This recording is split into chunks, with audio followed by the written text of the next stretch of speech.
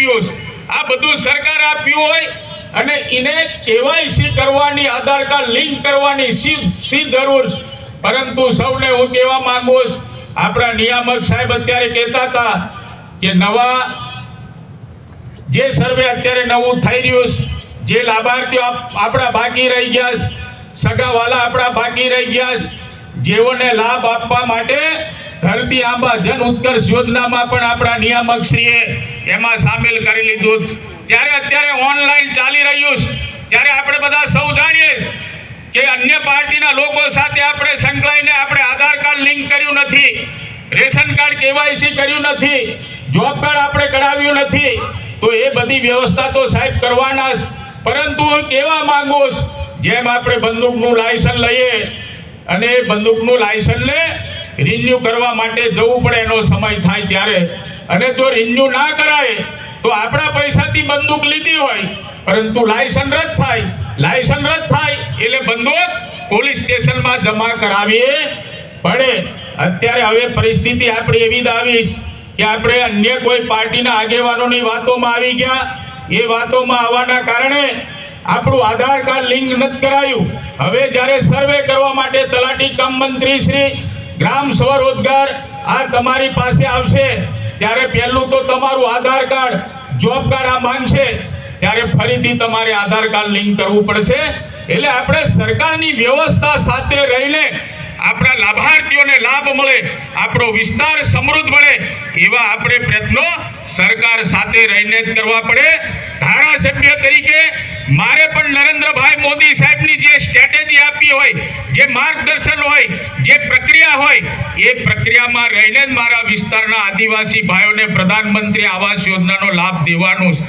અન્ય પાર્ટીના આગેવાનો પણ આ ગુજરાત રાજ્યમાં જ વસે છે, એ પણ ગુજરાત રાજ્યમાં વસીને દેશના પ્રધાનમંત્રી નરેન્દ્રભાઈ મોદી સાહેબના પ્રધાનમંત્રી આવાસ યોજનાનો એમને લાભ દેવાનો હશે, એમને કોઈને અપાવવાનો હશે, તો એ જે બોલતા હતા એમને પણ આધાર કાર્ડ લિંક કરવું પડશે, રેશન કાર્ડ કેવાયસી કરવી પડશે, એમાં કોઈ શંકાનું સ્થાન નથી.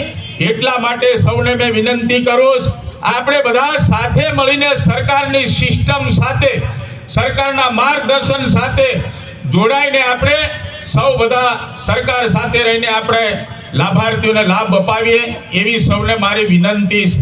જ્યારે નિયામક સાહેબ આપણી સૌની વચ્ચે ઉપસ્થિત, ત્યારે જે તે સમયે રિમૂવ કરવાની સત્તા તાલુકા પંચાયતને હતી.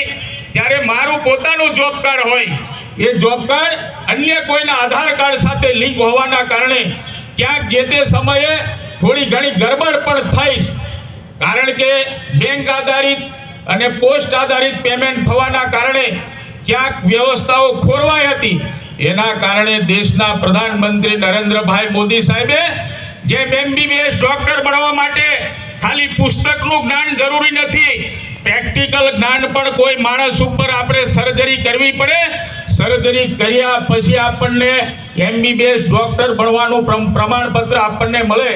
આપણે કોઈના ઉપર પરીક્ષણ જ ના કરીએ તો એનો ખ્યાલ આપણને આવે પણ નહીં. એટલે જેમ બેંક આધારિત અને પોસ્ટ આધારિત પેમેન્ટ થવાના કારણે આપણે ક્યાંક અટવાયા હતા, જેના કારણે દેશના પ્રધાનમંત્રીએ બરાબર પરીક્ષણ કર્યું અને પરીક્ષણ કરતા માલુમ પડ્યું કે હવે પણ અમારા પૈસા, મારા મનરેગાની મંજૂરી મારા લાભાર્થીઓને મળતી નથી. એટલે હવે DBT પેમેન્ટ દ્વારા તમારું પેમેન્ટ તમારા ખાતામાં જમા થાય, એવા પ્રકારની વ્યવસ્થા કરીને પ્રધાનમંત્રી, દેશના પ્રધાનમંત્રી નરેન્દ્રભાઈ મોદી સાહેબે આપણને આશીર્વાદ દીધા છે.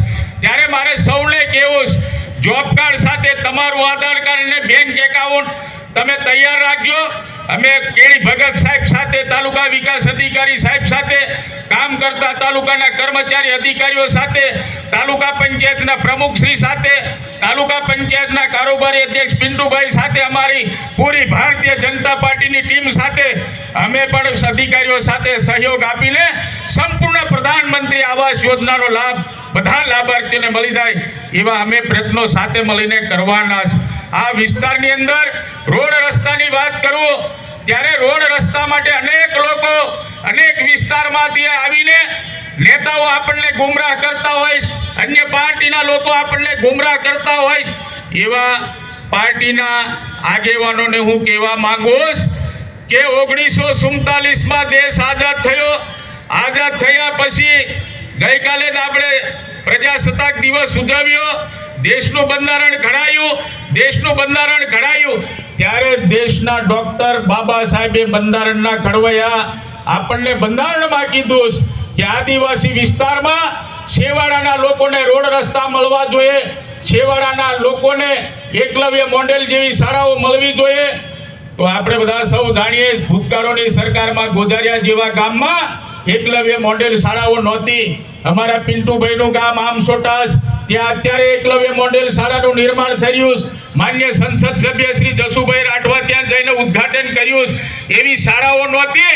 આ બધું કામ દેશના પ્રધાનમંત્રી નરેન્દ્રભાઈ મોદી સાહેબના આશીર્વાદો દ્વારા જ્યારે થઈ રહ્યું ત્યારે આપણે અન્ય પાર્ટીના આગેવાનો સાથે એમની વિચારધારા સાથે સંકળાયા વગર ભારતીય જનતા પાર્ટીની સરકારના દેશના વડાપ્રધાન શ્રી નરેન્દ્રભાઈ મોદી સાહેબના માર્ગદર્શન હેઠળ આપણે બધા સૌ કામ કરીએ. ધરતી આંબા જન ઉત્કર્ષ યોજનામાં પણ ખૂબ મોટી ગ્રાન્ટો આખા દેશમાં વસતા આદિવાસીઓ માટે, દરેક જિલ્લા માટે, દરેક તાલુકા માટે, શિક્ષણ હોય, આરોગ્ય હોય, પીવાના પાણીની વાત હોય, વીજળીની વાત હોય, સિંચાઈની વાત હોય, આ બધું જ કામ કરવા માટે ધરતી આંબા જન ઉત્કર્ષ યોજનામાં પણ દેશના પ્રધાનમંત્રી નરેન્દ્રભાઈ મોદી સાહેબે કરોડો રૂપિયા આપીને આપણા આદિવાસીઓનું ઉત્થાન કરવાના આશીર્વાદ જ્યારે દીધા ત્યારે આપ સૌ બધા સાથે મળીને જ્યારે સર્વે ચાલી રહ્યું ત્યારે આપણે બધા જ આગેવાનો ખભા મિલાવીને જે બાકી રહી ગયેલા જે આપણા લાભાર્થીઓ એને લાભ આપવાનો આપણે સૌ સાથે મળીને કામ કરીએ એવી આશા અને અપેક્ષા સાથે.